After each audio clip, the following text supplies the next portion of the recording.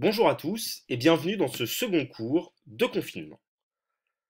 Donc je vous rappelle que nous en sommes à la séquence 5, le discours argumentatif à l'ère des fausses nouvelles, l'exemple du réchauffement climatique, et toujours dans le grand 1, qu'est-ce qu'une fausse nouvelle? Alors nous allons commencer par un petit rappel du cours précédent, c'est-à-dire que tout discours argumentatif comporte un thème, c'est ce dont on parle, une thèse, c'est l'opinion qui est formulée sur ce dont on parle, et des arguments. Et ces arguments visent à convaincre le lecteur que la thèse formulée est vraie. Donc, tout discours argumentatif vise à convaincre. Et on peut inverser les choses en disant que tout texte qui veut vous convaincre de quelque chose est un discours argumentatif. Cependant, et c'est ce qu'on a vu précédemment, il est parfois difficile de décider si une thèse est pertinente ou non. Il faut donc faire attention à ne pas se laisser abuser par les fausses nouvelles qui se propagent justement parce qu'il est difficile de savoir si une thèse est pertinente ou non. Le texte qu'on a étudié la dernière fois était effectivement une fake news ou une fausse nouvelle. Pourquoi? Il proposait une solution simple à un problème complexe. Ici, en substance, le texte nous disait que la théorie de Milankovitch suffit à prouver que le réchauffement climatique n'est pas causé par l'homme. Évidemment, c'est beaucoup plus compliqué que ça. Et même, dit comme ça, c'est faux. La théorie de Milankovitch ne prouve pas que le réchauffement climatique est causé par l'homme. De plus, le texte affirmait que la NASA a des informations qu'on nous cache, dans le but de nous tromper. Ça, c'est ce qu'on appelle une théorie du complot. Et les théories du complot sont souvent, pas toujours, mais souvent, à l'origine des fausses nouvelles. C'est-à-dire que affirmer que des gens puissants, euh, qui ont des responsabilités importantes, nous cachent des choses dans le but de nous tromper, qu'il y a un complot contre le bas peuple, par exemple. Ça, c'est la théorie du complot. Alors, pour être précis, euh, parfois, effectivement, l'histoire a montré que, malheureusement, des gens puissants cachaient des choses. Voilà. Et ça arrive. Mais, et j'insiste, il faut toujours essayer de déguiser son esprit critique quand un article ou tout discours commence à nous dire des choses comme ça. C'est pas toujours faux, mais il faut toujours faire très attention avec ce type de discours. Voilà. De plus, l'auteur de l'article, qui s'appelait Elie Sheehan, c'était un pseudonyme, et c'est rarement gage de qualité. Pourquoi écrire ce pseudonyme si jamais on sait que ce qu'on dit est vrai et si on a les moyens de le prouver? Là, écrire derrière un pseudonyme, ça équivaut à se cacher, pour ne pas assumer ce qu'on dit. Donc je vous invite maintenant à étudier la réfutation de cette fausse nouvelle. Pardon. Une réfutation, c'est un autre type de discours argumentatif qui va consister à aller contre un autre discours argumentatif. Donc je vous invite à lire le texte intitulé Non, la NASA n'a pas admis que le réchauffement climatique, etc. Celui que je vous ai mis en lien sur Pronote. Et je vous demande quel est le thème de ce texte, quelle est sa thèse, et quels sont ses arguments. Je vous invite à faire pause, à faire votre travail tranquillement, ça doit vous prendre 5 ou 10 minutes, et après à poursuivre la lecture de la vidéo et on verra la correction.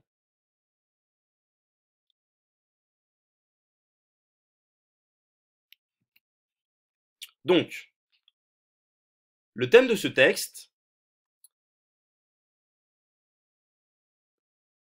on pourrait dire que c'est plus que le réchauffement climatique, parce que le texte parle effectivement du réchauffement climatique, mais si on est plus précis, on peut dire qu'il s'agit de la vérification des faits énoncés par l'article d'Elie Sheehan à propos du réchauffement climatique. Voilà.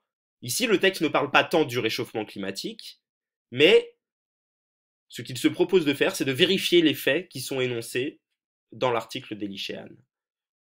Quelle est la thèse de cet article maintenant? C'est que l'article d'Elie Sheehan est mensonger, est une fausse nouvelle. Quels sont les arguments qu'il apporte?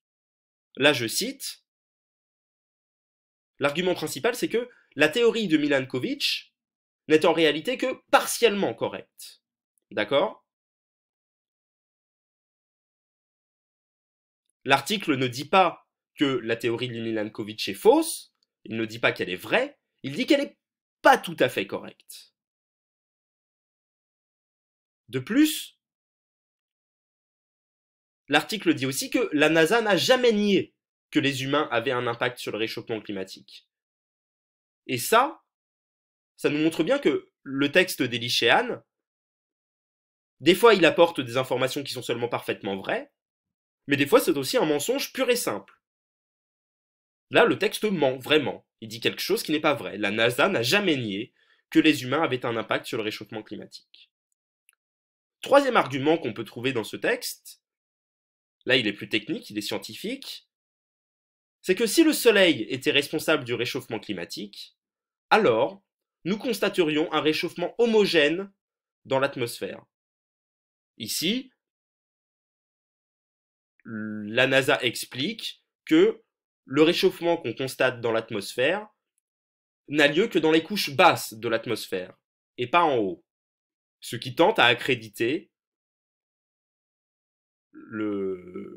la thèse selon laquelle le réchauffement climatique est lié aux activités humaines.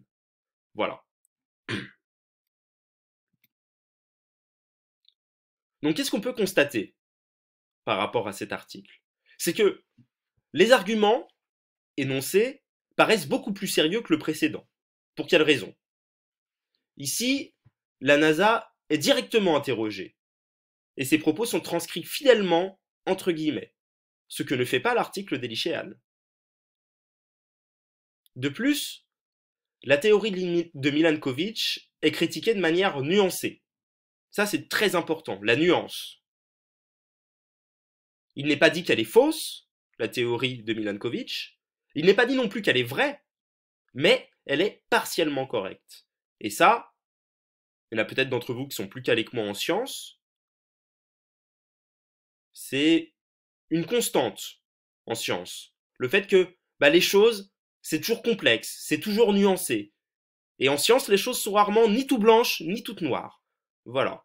Donc la théorie de Milankovitch, qui nous disait que des variations subtiles dans l'orbite terrestre autour de la Terre pouvaient conduire à un réchauffement climatique, elle n'est ni vraie ni fausse, elle est partiellement correcte. Voilà. On peut observer en outre que l'article est signé, collectivement certes, du sigle AFP. Et l'AFP, c'est l'agence France Presse, qui est la plus grande agence française de presse, qui a des bureaux un petit peu partout dans le monde. Et là, c'est le bureau canadien de l'AFP qui a signé cet article. Et donc, petite précision, ça me semble important, quoi qu'on en dise, parce qu'il y a beaucoup de discours là-dessus, surtout en ce moment sur les réseaux sociaux, les articles qui sont issus d'organismes qui sont reconnus ou de grands journaux sont la plupart du temps, pas tout le temps, mais la plupart du temps, plus fiables que ceux de sites web obscurs. Le site web sur lequel a été paru l'article Elie Sheehan n'est pas un site web reconnu par l'ensemble de la société. C'est un petit site web que personne ne connaît et qui publie une information spectaculaire. Quand ça arrive, je vous invite toujours à faire très attention à ce qui se dit là-dessus. Parfois, les articles qui sont issus d'organismes reconnus peuvent aussi se tromper, hein. C'est pas un gage de qualité. Mais, enfin, si, c'est un gage de qualité, pardon, mais c'est pas toujours. Les gens sont humains, des fois ils se trompent. Mais quand même, les articles issus d'organismes reconnus sont plus fiables, généralement, que ceux de sites web obscurs. Voilà. Donc, maintenant, on va faire une petite parenthèse sur ce qu'on appelle le fact-checking, ou, en bon français, la vérification des faits. Il se trouve que c'est un phénomène assez récent. Ces dernières années, pour lutter contre la prolifération des fausses nouvelles, et notamment sur Internet, des journaux ont mis en place des équipes de journalistes qui sont destinés à vérifier la qualité des informations qui circulent. Disons que le travail journalistique, on y reviendra plus tard, consiste à aller chercher des informations et à les vérifier avant de les publier. Ça, c'est la base du travail journalistique. Ici, ce nouveau mouvement journalistique qui est apparu ces dernières années se concentre uniquement sur un aspect du travail journalistique, c'est-à-dire la vérification des informations. Parce que c'est devenu un enjeu très très important à cause de la prolifération des fausses nouvelles. Donc on appelle ça, ces équipes-là, ce mouvement journalistique-là, on appelle ça la vérification des faits, ou fact-checking. Donc je vous donne quelques exemples de grandes équipes de fact-checking. Par exemple, le site du journal Libération, qui est un grand journal français, a fondé une petite équipe de fact-checking qui s'appelle Check News, et qui répond à des questions de journalistes, à des questions de lecteurs, et qui leur demande de vérifier certains faits. Il y a aussi, sur le site du Monde, une autre équipe de fact-checking qui s'appelle Les Décodeurs, qui est plus générale, qui répond moins à des questions précises, mais plus des articles généraux. Ou alors, on a l'équipe de fact-checking de l'AFP, qui s'appelle AFP Factuel, et c'est sur l'AFP Factuel que j'ai trouvé l'article signalant que le texte d'Elie était une fausse nouvelle. Alors, la grande question maintenant, c'est, maintenant qu'on sait tout ça, pourquoi est-ce que les fausses nouvelles prolifèrent? D'abord, on l'a vu, il est parfois difficile de discuter les arguments avancés par les auteurs de fausses nouvelles. Des fois c'est technique, ou des fois c'est des notions qu'on ne connaît pas. Et c'est souvent comme ça que prolifèrent les fausses nouvelles. C'est des informations qu'on ne connaît pas, et donc on se dit que l'article doit avoir raison, parce que je ne suis pas spécialiste du sujet, et que l'article semble s'y connaître mieux que moi. Et c'est pas toujours le cas. Ensuite, et ça c'est très très important, il est plus facile pour nous lecteurs de croire une information spectaculaire et simple qu'une information convenue et complexe. Ici, là, l'article d'Elie Sheehan, c'était une information spectaculaire et simple. C'était que la NASA nous ment, qu'il y a une théorie scientifique qui prouve par A plus B que le réchauffement climatique n'a rien à voir avec l'activité humaine. Voilà, c'était spectaculaire et simple.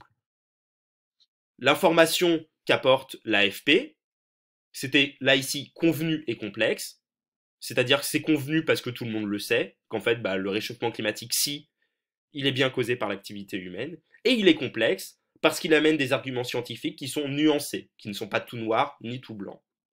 De plus, les fausses nouvelles jouent souvent sur nos peurs instinctives. Voilà. Elles marchent parce que ça traite d'un sujet dont on a peur.